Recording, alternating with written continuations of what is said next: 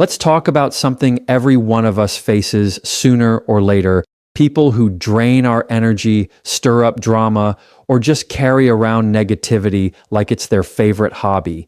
Toxic people. And the truth is, the older we get, the less time and patience we have for it. This isn't about being cold or cutting everyone off. It's about learning how to stay unbothered, grounded, and at peace, no matter what kind of noise comes our way. Stop taking every comment personally, because the truth is, most of what people say has very little to do with you and everything to do with them. As we get older, it becomes easier to see the patterns in human behavior, how some people project their insecurities onto others, how they use criticism as a mask for their own pain, and how they try to stir conflict just to feel in control. The moment you start recognizing that their words are not a mirror but a reflection of their own state of mind, you immediately start to step back and create space between their noise and your peace. When someone throws negativity your way, it's like they're handing you a heavy bag to carry, and you get to decide whether you want to pick it up or not. The choice to not carry it is where your freedom begins. Taking things personally is a habit many of us built when we were younger.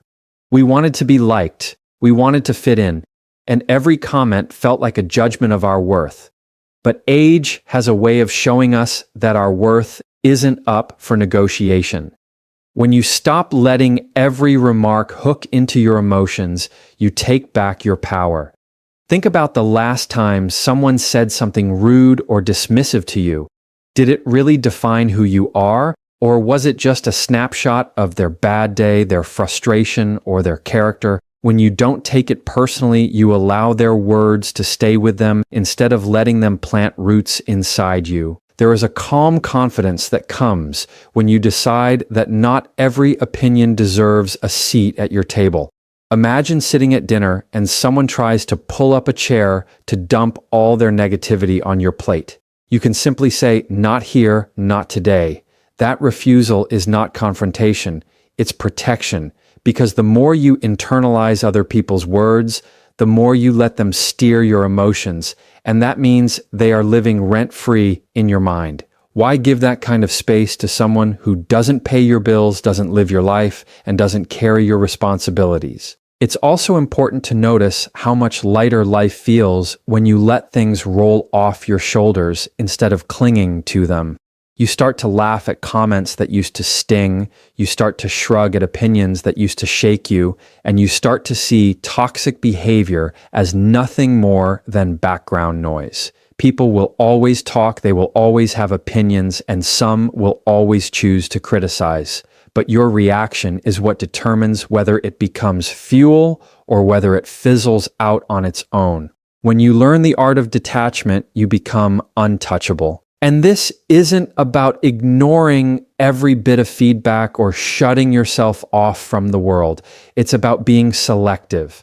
You take in what is constructive, what helps you grow, what comes from people who genuinely care about you, and you release everything else. Because when you stop taking things personally, you stop carrying the burden of everyone else's expectations. You stop feeling like you need to defend yourself against every little jab, and instead, you begin to protect the most important thing you have left, your peace. Set boundaries without guilt, because boundaries are not walls to shut people out. They are doors that you choose when to open and when to close. The older we get, the clearer it becomes that time and energy are our most valuable resources, and not everyone deserves unlimited access to them. When you were younger, you may have felt pressured to say yes to things you didn't want to do, to tolerate behavior that drained you, or to keep peace at the cost of your own well-being. But age teaches you that your peace of mind is not something you can afford to gamble with, and boundaries are the way you protect it. A boundary can be as simple as deciding how long you want to stay on the phone with someone who constantly complains, or choosing not to attend gatherings where you know the atmosphere is toxic, or telling someone directly that a certain kind of behavior is no longer acceptable in your life. It doesn't have to be dramatic or confrontational. It's not about punishing people. It's about respecting yourself enough to say, this is where I draw the line. Toxic people will test those lines because they thrive on seeing how far they can push. But when you consistently stand by your limits, you teach others how to treat you. The guilt that comes with setting boundaries often comes from the fear of being seen as rude, selfish, or uncaring. But the truth is, boundaries are not selfish. They are acts of self-respect. They communicate to the world that you value your energy, your peace, and your mental health. If someone is offended by your boundary, it usually means they were benefiting from you not having one. And that realization makes it easier to let go of guilt because it reminds you that the people who truly love and respect you will honor your limits, not fight against them. Boundaries also free you from the cycle of constant frustration. Think about how exhausting it is to keep tolerating behavior that bothers you, how it builds resentment over time, and how it leaves you feeling drained long after the interaction is over. When you put a boundary in place, you cut off that cycle before it even begins. You may not be able to change how toxic people act, but you can change how much of their behavior reaches you. That is your power, and it grows stronger every time you enforce a boundary. Another thing to remember is that boundaries are not only about others, they are also about you. Sometimes the boundary is with yourself, learning not to over-explain, not to overcommit, and not to keep giving chances to people who show you the same patterns over and over again. You owe it to yourself to stop stepping into situations where you know the outcome will be the same. Each time you reinforce that personal line, you remind yourself that you are no longer willing to trade your peace for someone else's comfort. And the beauty of setting boundaries is that once you start, it becomes easier with time. The first no might feel uncomfortable, the first limit might feel heavy, but the more you practice, the more natural it becomes. You stop apologizing for protecting your energy. You stop explaining yourself to people who don't want to understand, and you stop feeling guilty for choosing peace over pleasing others. Boundaries are not about keeping people out. They are about letting the right people in and keeping your life free of the weight you no longer need to carry. Master the art of silence, because not every situation deserves your voice, and not every comment requires a reply. Silence is often more powerful than words, especially when dealing with toxic people who thrive on reaction. They want you to argue, to defend yourself, to get pulled into their storm. But when you choose silence, you take away the fuel that keeps their fire burning. You show them that your peace is stronger than their need for chaos.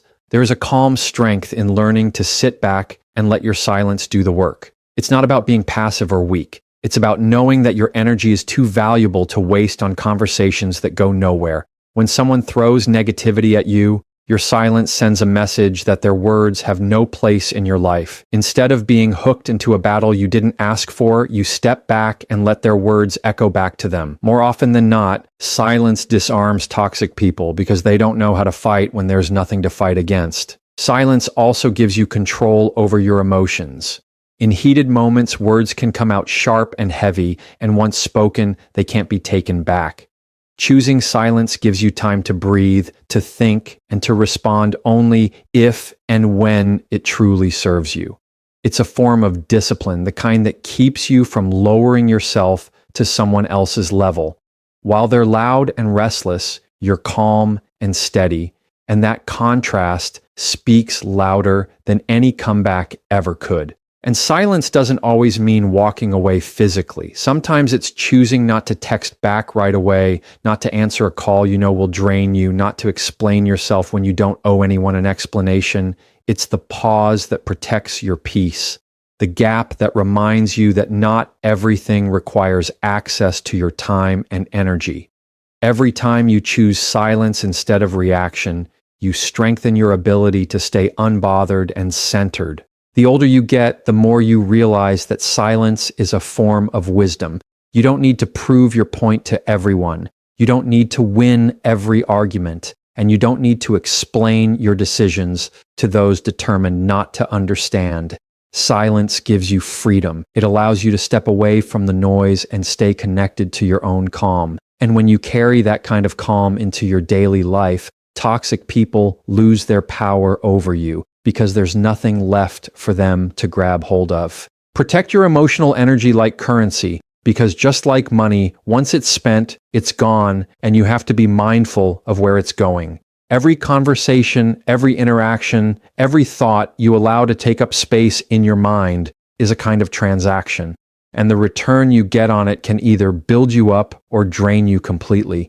Toxic people will always try to pull from that account, taking your patience, your focus, and your calm without ever giving anything back in return. The only way to stop the cycle is to start treating your energy like something precious that you can't hand out carelessly. There comes a point in life where you begin to notice how certain people leave you feeling heavy, tired, or unsettled after every encounter. That's not accidental. It's the cost of letting someone withdraw from your emotional bank. Protecting your energy means noticing those patterns and choosing differently. It means you don't have to answer every phone call, you don't have to join every argument, and you don't have to sit through conversations that leave you empty. You set limits not because you don't care, but because you care enough about yourself to not let your reserves run dry.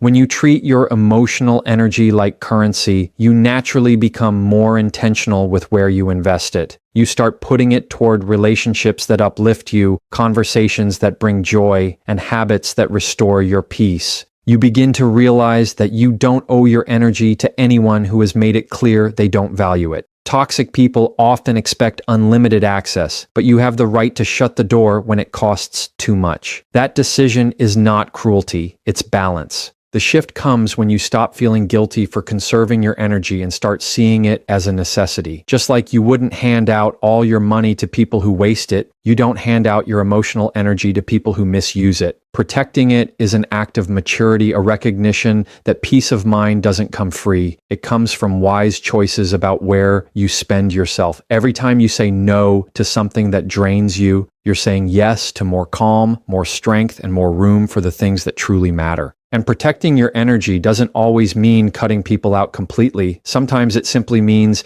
adjusting how much access they have to you.